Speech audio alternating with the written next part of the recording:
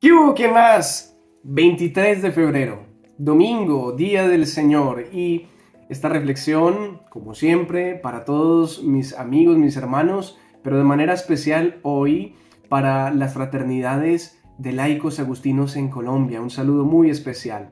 Vamos a reflexionar hoy en torno a la primera lectura, tomada del libro primero de Samuel, capítulo 26, unos versículos salteaditos entre el 2 al 23. Dice: En aquellos días Samuel emprendió la bajada al desierto de Sif, llevando 3,000 hombres escogidos de Israel para buscar a David allí.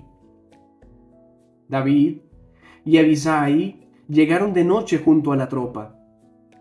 Saúl dormía acostado en el centro, con la lanza hincada en tierra a la cabecera. Abner y la tropa dormían en torno a él. Abisai dijo a David: Dios pone hoy al enemigo en tu mano. Déjame que lo clave de un golpe con la lanza en la tierra. No tendré que repetir. David respondió: No acabes con él, pues ¿quién ha extendido su mano contra el ungido del Señor y ha quedado impune? David cogió la lanza y el jarro de agua de la cabecera de Saúl y se marcharon. Nadie los vio, ni se dio cuenta, ni se despertó ninguno. Todos dormían, porque el Señor había hecho caer sobre ellos un sueño profundo. David cruzó al otro lado y se puso en pie sobre la cima de la montaña, lejos, manteniendo una gran distancia entre ellos, y gritó: Aquí está la lanza del rey, venga por ella uno de sus servidores, y que el Señor pague a cada uno según su justicia y su fidelidad. Él te ha entregado hoy en mi poder, pero yo no he querido extender mi mano contra el ungido del Señor. Palabra de Dios. Te alabamos, Señor.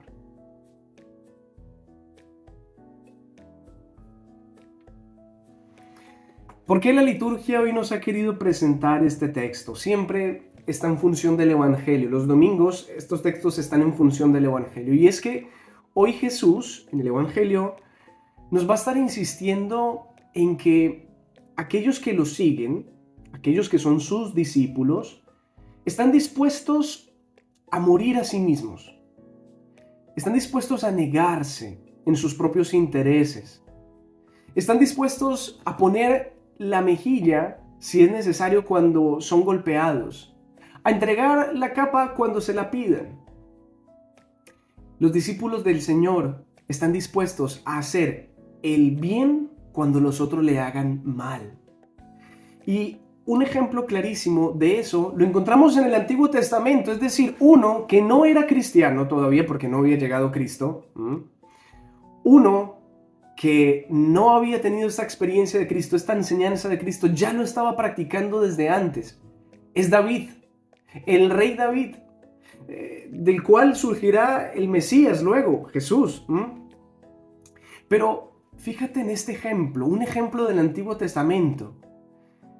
David es perseguido por Saúl.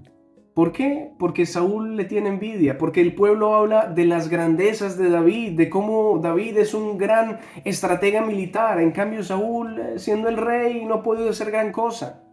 Y al parecer todo el mundo quiere que David sea el rey. Y entonces Saúl comienza a perseguir a David con un gran ejército, nos dice 3,000 hombres. Y llega esta ocasión muy específica en la cual Saúl se queda dormido junto con toda su tropa, no tiene vigías. Al parecer, como nos dice aquí, el Señor había infundido un sueño. Es decir, había puesto Dios en las manos de David la vida de Saúl.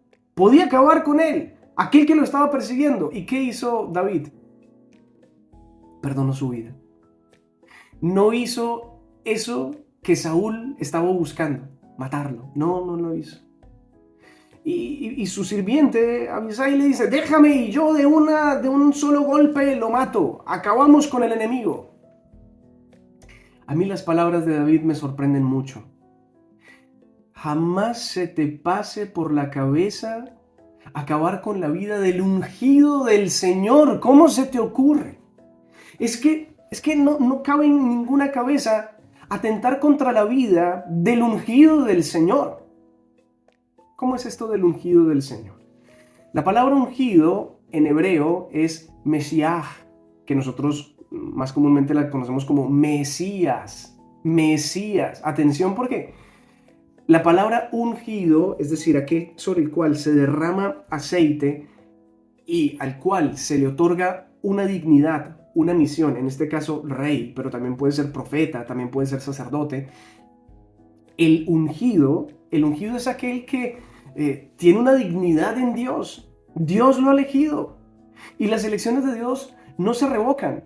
Dios ha hecho una elección sobre este hombre, sobre Saúl. Haga lo que haga, es el rey.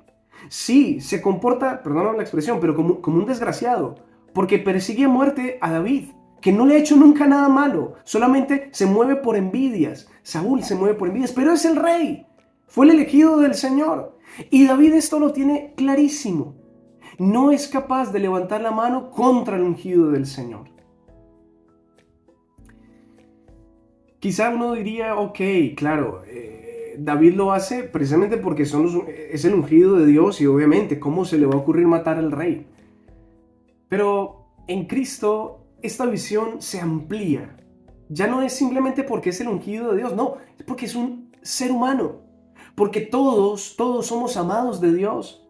Y precisamente el Señor en el Evangelio nos insiste en esto. Hagan como Dios, actúen como Dios que hace salir su sol sobre buenos y malos. Sean buenos con todos. Presten sin esperar nada a cambio. Hagan el bien a todos. Así como tú actúes con el prójimo, así vas a ser juzgado. Si tú juzgas a tu prójimo, también vas a ser juzgado. Con la medida con la que midan, ustedes van a ser medidos. Este es un poco el mensaje que nos da el Señor en el Evangelio.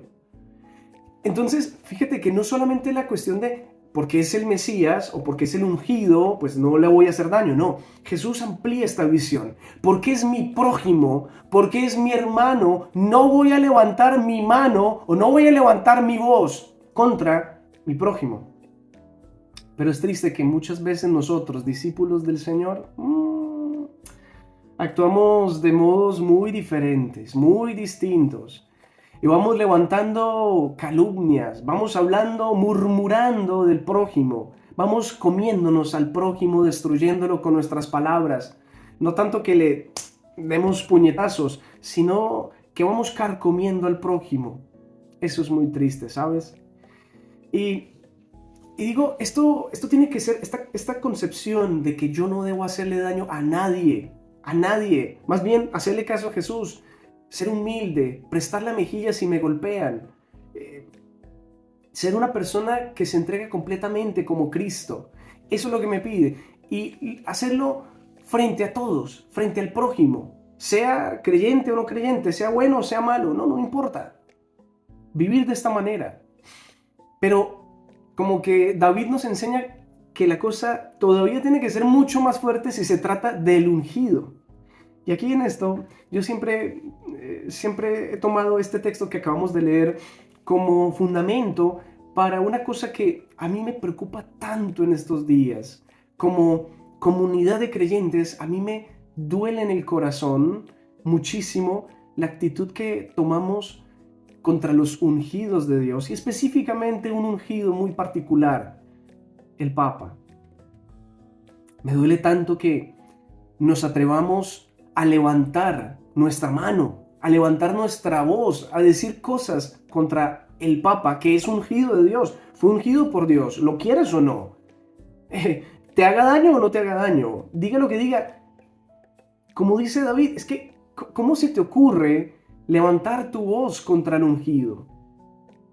No lo hagamos. Y es muy triste que en estos días que precisamente ha estado enfermo el Papa Francisco, muchos han estado buscando, digamos, su muerte, orando incluso por su muerte.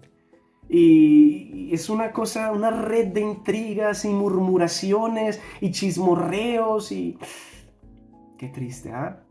Y esto mismo lo podemos bajar a nivel de nuestras diócesis.